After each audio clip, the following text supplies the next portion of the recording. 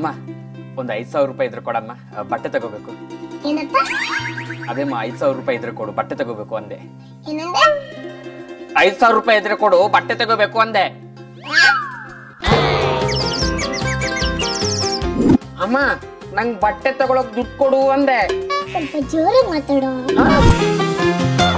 ಅಮ್ಮ ಹಾವಿ ಕಿವಿ ಇಲ್ವಂತೆ, ನಾನ್ ಮಾತಾಡಿರೋದು ಹಾವಿಗೂ ಕೇಳ್ಸಿರುತ್ತೆ, ನಿಂಗ್ ಕೇಳ್ಸಿಲ್ವಾ? ನಿಂಗ್ ದುಡ್ಡು ಕೊಡಕ್ ಮನ್ಸಿಲ್ಲ ಅಂತ ಹೇಳು. ಮೊಟ್ಟೆ ತಗೊಳಕ್ಕೂ ಅಕೌಂಟಲ್ಲಿ ದುಡ್ಡಿಲ್ಲ, ಬಟ್ಟೆ ಅಂತ ಬಟ್ಟೆ ಸುಮ್ಮನೆ ಆಗ.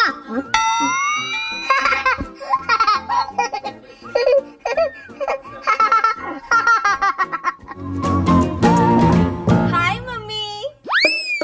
ಹಾಯ್ ಮಗ್ಲೇ, ಬಾರೆ. ಚೆನ್ನಾಗಿದ್ಯಮ್ಮ? ನಾನ್ ಚೆನ್ನಾಗಿದ್ದೀನಿ.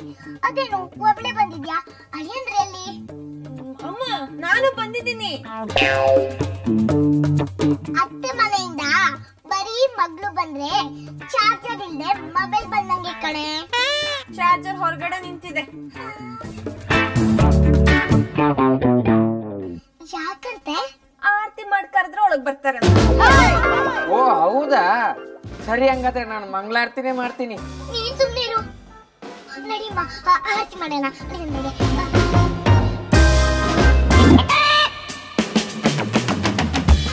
ಅಳಿಯಂದ್ರೆ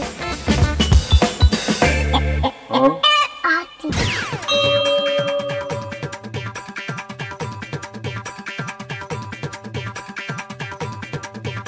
ಅಳಿಯಂದ್ರೆ ಉಗಿರಿ.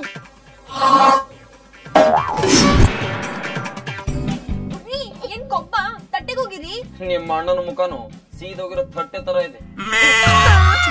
ಅಳಿಯಂದ್ರೆ ಯಾವಾಗ ತಮಾಷೆ ಮಾಡ್ತಾರಪ್ಪ.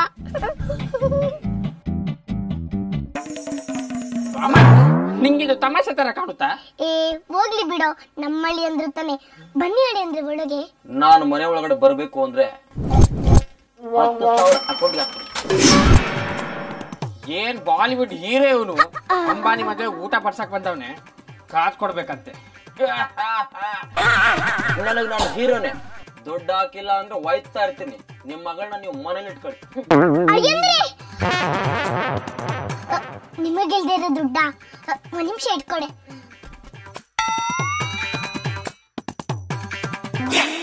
ನಿಮ್ಮಲ್ಲಿರೋ ಗೌರವನ ಫೋನ್ ಪೇ ತೋರಿಸಿದೀನಿ, ಬಂತ ನೋಡಿ ಅಳಿ ಅಂದ್ರೆ.